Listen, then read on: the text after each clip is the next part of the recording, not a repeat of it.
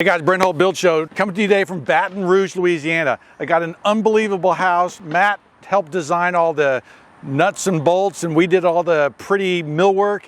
Dream team, incredible turnout. Come join me today on the Build Show.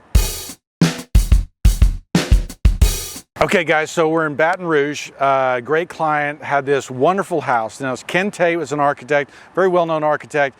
The inspiration is Town, and if you don't know him, he's a Louisiana regional architect who really captured, right, this Louisiana Creole kind of classical, rural house, okay?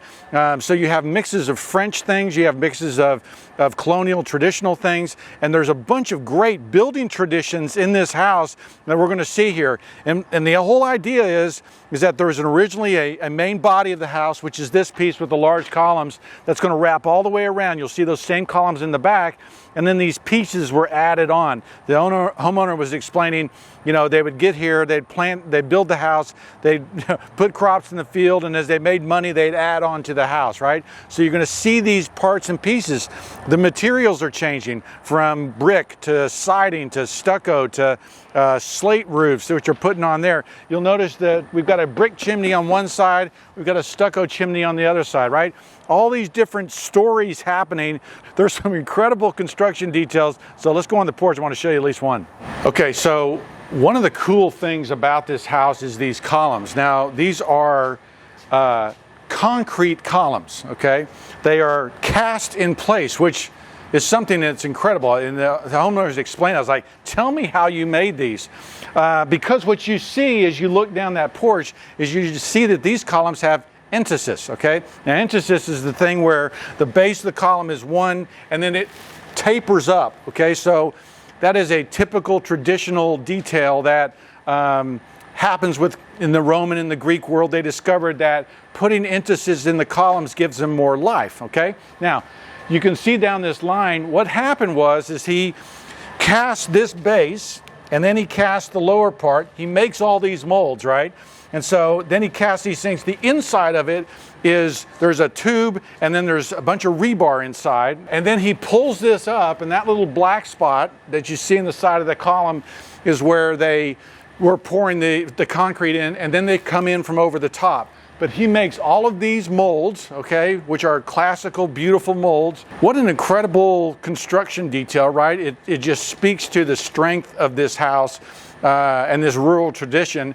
You don't have really a formal entablature. These columns support these beams. Now, these are massive pine beams that are structural, right? They're holding up the roof, they're holding up the thing above. So this is a very traditional way of building, and it's just one part of the amazing details they got going on in this house. All right, so one of the fun things we were able to do with this client was actually introduce our 100-year windows. And so these are very traditional windows. You'll see double hung windows, you'll see fixed pane windows, and these are casement windows, right? We're looking out over the kitchen sink. So this is the view looking out into your front yard. You've got these panels below these windows, very traditional detail. And then we have a mixture of different materials. You see these hangers here, these brick hangers, right? And so brick will go on this portion of the house, stucco will go on that portion of the house. And so all the different frames of the window all have to change. Now, our windows are made of sapele. It's a very long-lasting wood. You'll notice all our sills are sloped like this. And anywhere where we have a panel detail like this, okay, we don't want to catch water. We want the water shedding away, so we've got a pitch seal on the bottom of our panels. So all of these cool details. We'll have a brick floor on this porch, but very traditional details that, when they're built right, will last forever. Okay, so great light through here, right? This actually gets opened back up. This is a temporary door. We're from the kind of the guest area of the house back to the garage, and there's a workout area. I want to go out this way, kind of show you this back porch, and you'll see the back end of this porch that would have wrapped around the whole house showing up back again on this back side. But again, we've got these historic doors. We've got a pitch sill right here, right, so that it sheds water. This will walk outside here, On the outside of these doors, we have our T-astragal, but anytime we make a door, we put a drip cap in it, okay? So any exterior water is going to drip away from the side, and we actually sculpt our T-astragal on top of this so that this won't go down and leak water.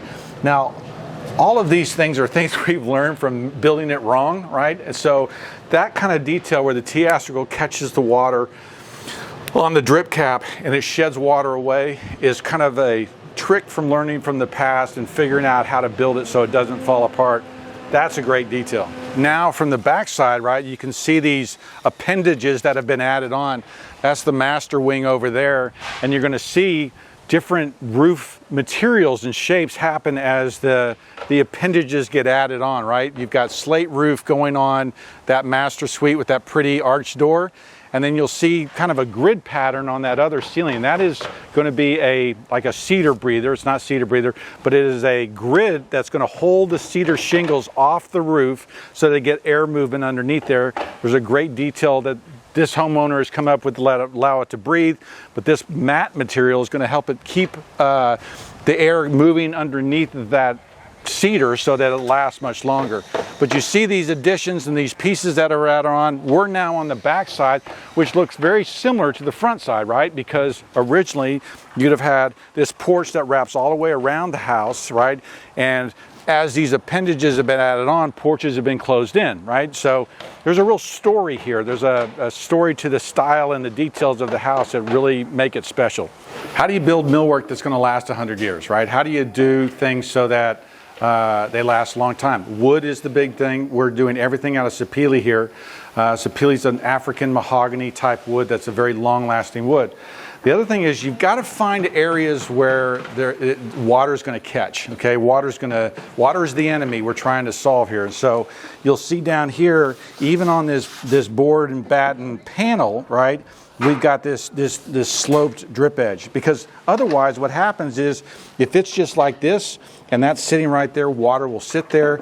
And if you've ever had the bottom rail of a door rot out, right, you understand that problem. And then here's our drip edge, right?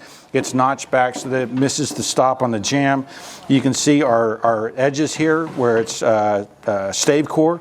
So the way to keep these doors from twisting and warping is you actually build a stave core, which is a bunch of pieces of wood that are then laminated over top of, so that this stays very stable and strong.